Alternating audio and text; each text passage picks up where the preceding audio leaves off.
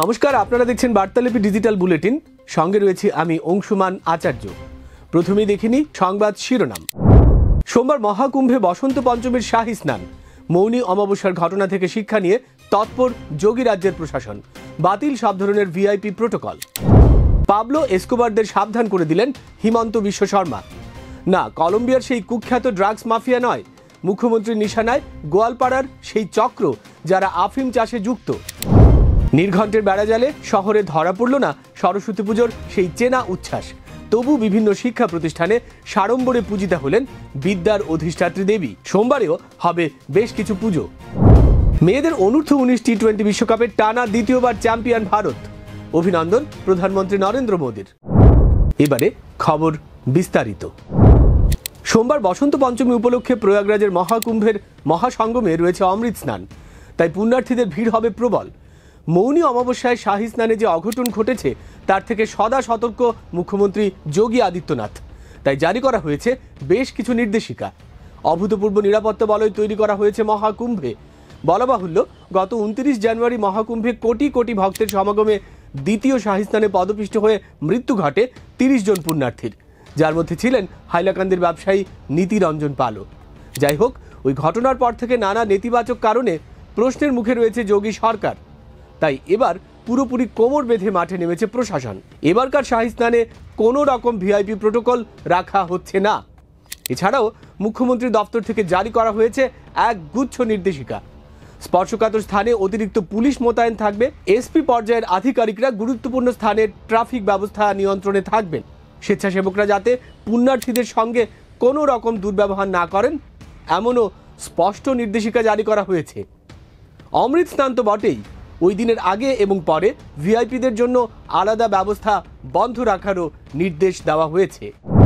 দীর্ঘদিন ধরে মাদকের বিরুদ্ধে জোরদার অভিযান চলছে রাজ্য জুড়ে। এবার মাদক চাষিদের বিরুদ্ধে এক বড়সড় অভিযান চালালো পুলিশ। গোয়ালপাড়ায় চালানো ওই অভিযানে পুলিশ 170 বিঘা আফিমের ক্ষেত একেবারে নষ্ট করে দিয়েছে। গোয়ালপাড়ার চর এলাকায় চালানো হয় অভিযানটি। অনুমান করা হচ্ছে অবৈধ ওই ক্ষেত নষ্ট করার ফলে প্রায় 27 কোটি 20 লক্ষ টাকা জলে ডুবে গেছে অবৈধ মাদক চাষিদের। এদিকে পুলিশের মাদক বিরোধী এই সাঁড়াশি অভিযানের পরই মুখ্যমন্ত্রী হিমন্ত বিশ্ব শর্মা তার মাইক্রো ব্লগিং সাইটে বিষয়টি তুলে ধরেছেন। তিনি মাদক চাষিদের স্থানীয় পাবলো এসকোবার সম্বোধন করে বলেছেন, আপনাদের ক্ষেত নষ্ট করার জন্য দুঃখিত, উড়তা আসাম পার্টি। এটি ছিল মুখ্যমন্ত্রীর ইঙ্গিতপূর্ণ মন্তব্য। উড়তা আসাম পার্টি মন্তব্যের অর্থ হলো রাজ্যে উড়তা পাঞ্জাব পরিস্থিতি চান না তিনি। এরপরই মাদক কারবারিদের উদ্দেশ্যে বলেছেন, পরের বার মাদকের জন্য ভাবতে হবে অসম পুলিশের কথাও। এখানে উল্লেখ করা যেতে পারে, পাবলো এসকোবার কলম্বিয়ার একজন কুখ্যাত মাদক কারবারি ছিলেন। তার পুরো নাম পাবলো এমিলিও এসকোবার গাভিরিয়া। দুই পঞ্জিকাতে দুরকম নির্ঘণ্ট। পুজো পার্বণের ক্ষেত্রে যারা ডিরেক্টরি পঞ্জিকা অনুসরণ করেন তাদের নির্ঘণ্ট একরকম, আর যারা বিশুদ্ধ সিদ্ধান্তের অনুসারী তাদের অন্যরকম সময়সূচি মেনে এবার সরস্বতী পুজোর আয়োজন হচ্ছে। আর নির্ঘণ্টের এই বেড়াজালে হারিয়ে গেছে সরস্বতী পুজোকে ঘিরে শহরের চেনা ছবিটা, হারিয়ে গেছে চেনা উচ্ছ্বাস। সবকটা স্কুল ও কলেজ আজ একই সঙ্গে একই নির্ঘণ্টে পুজো আয়োজন করতে পারেনি। এছাড়া কোনো শিক্ষা প্রতিষ্ঠানে তো যাবতীয় আয়োজন হচ্ছে সোমবার সাত সকাল থেকে, তাই উচ্ছ্বাসটা আজ তেমন টের পাওয়া গেল না। যদিও শহরের যেসব স্কুল কলেজে পুজো হয়েছে সেখানে অবশ্য আনন্দমুখর পরিবেশই দেখা দিয়েছে বাগদেবীর আরাধনায়। আমাদের কলেজে প্রত্যেক বছরের মতো ঐতিহ্যব্যাপী আমাদের সরস্বতী পুজো আজকে আমরা আয়োজন করেছি। এখানে কলেজে পুরনো নতুন ছাত্রছাত্রী সবাই এসেছেন, যোগদান করছেন এবং খুবই খুশি এবং উৎসাহের সাথে আমরা আমাদের সরস্বতী পুজো উদযাপন করছি। আমরা বিশুদ্ধ সিদ্ধান্ত পঞ্জিকা মেনেই করলাম রোববার। মায়ের কাছে কি চাইছি যে যাতে ডিগ্রিটা ভালো করে কমপ্লিট হয়, তারপর লাইফে যেন যা গোল আছে তা যেন অ্যাচিভ করতে পারি। আচ্ছা, আজকের শাড়িটা যেটা পরেছেন সেটা কি নতুন? না, নতুন নয়, নতুনটা কালকের জন্য রেখেছি। আজকে তো আমরা মানে এরকম প্ল্যান ছিল না বেরোনো, তারপর কলেজে পুজো দেখে লাস্ট ইয়ার তো আসতেই হবে, তার জন্য তাড়াতাড়ি একটা শাড়ি জোগাড় করে এসেছি আর কি। স্পেশাল কেউ না নেই। তাহলে আজকে এই সরস্বতী পুজোয় কি স্পেশাল কেউ খুঁজে পাওয়ার ইচ্ছে আছে? না, আপাতত এখন নেই, এখন নিজের গোলকে নিয়ে আর কি, পড়াশোনার কনসেন্ট্রেট। হ্যাঁ।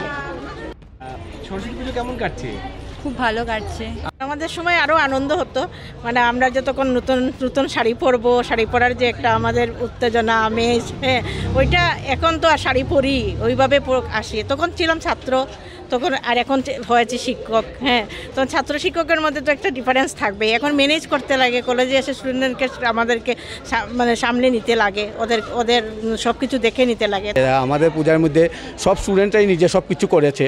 আমাদের উজ্জ্বল কর্মকার ও মানে লিডিং রুলে ছিল আর কি, সবকে বুঝিয়ে দিয়েছে। আর সব একদম আলপনা থেকে নিয়ে সবগুলো আমাদের সব স্টুডেন্টরাই করেছে।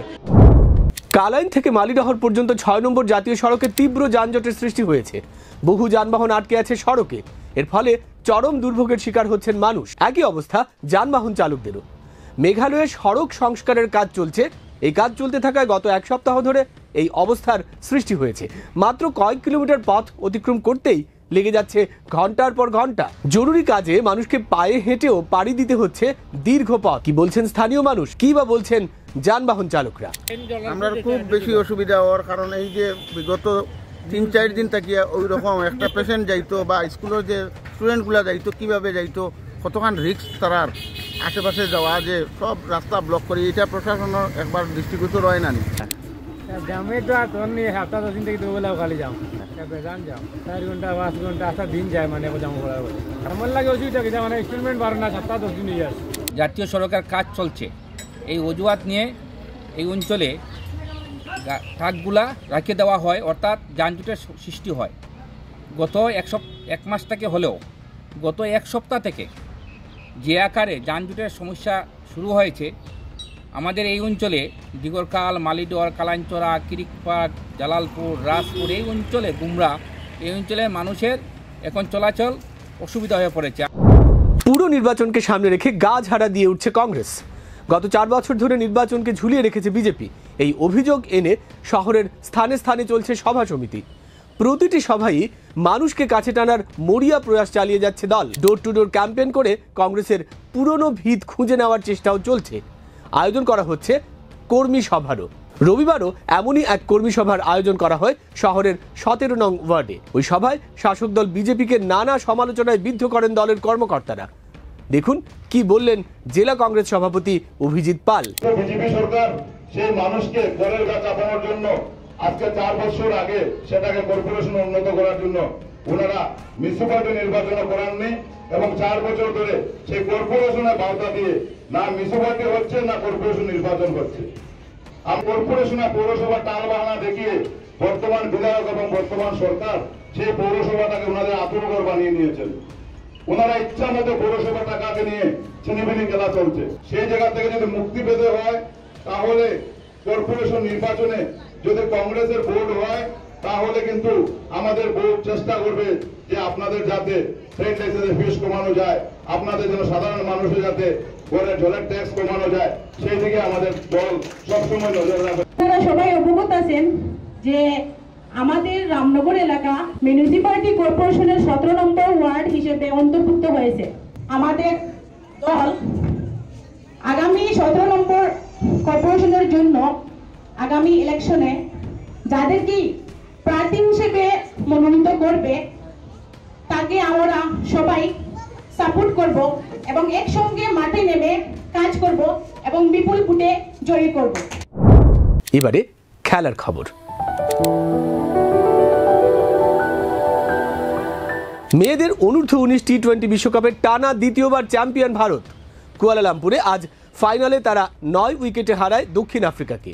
এই বিজয়ের খবরে উচ্ছ্বসিত প্রধানমন্ত্রী নরেন্দ্র মোদী অভিনন্দন জানিয়েছেন ভারতীয় দলকে। বরদলৈ ট্রফিতে গোলের বন্যা অব্যাহত। রবিবার দিনের প্রথম ম্যাচে লক্ষ্মীপুরের লেনরোল এফসি 5-3 গোলে পরাস্ত করে চেনকুড়ির প্রগতি সংঘকে। দিনের অপর ম্যাচে তারাপুর এসি 10-1 গোলে হারায় রূপম সংস্থাকে। শিলচর ডিএসের এ ডিভিশন ক্রিকেট শুরু হয়েছে রবিবার। জয় দিয়ে অভিযান শুরু করলো ক্লাব ওয়েসিস। তারা 20 রানে হারায় তারাপুর এসিকে। প্রথমে ব্যাট করতে নেমে ক্লাব ওয়েসিস 27.5 ওভারে সব উইকেট হারিয়ে 108 রান সংগ্রহ করে। জবাবে তারাপুর এসি সব উইকেট হারিয়ে মাত্র 88 রান করতে সক্ষম হয়। আজ বার্তালিপি বুলেটিন এটুকুই। সঙ্গে থাকার জন্য ধন্যবাদ।